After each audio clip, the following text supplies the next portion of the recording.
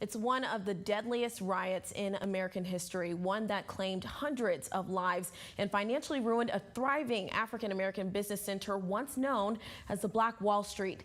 Ashley Strohmeyer has more on the Tulsa Race Massacre 100 years after the tragedy.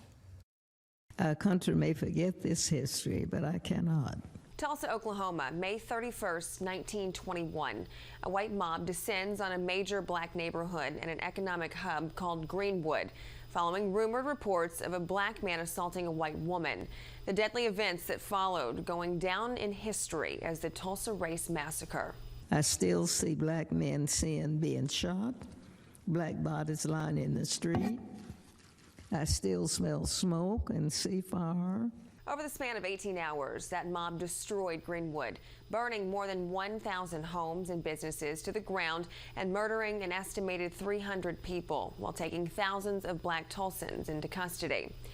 Monday marks 100 years since the massacre, and still survivors are seeking justice and reparations from the city of Tulsa. My family was driven out of our home. We were left with nothing. We were made refugees in our own country. Activists say the time for Tulsa to repair the past and make amends is far overdue. 100 years for reparations is like waiting 3 hours for a burger at McDonald's.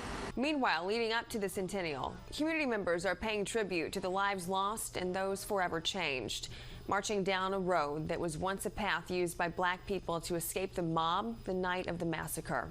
The area of Greenwood never fully recovered following the massacre, and no members of the mob were ever prosecuted. Efforts in Tulsa to uncover remains of massacre victims is still underway. Ashley Strohmeyer, Fox News.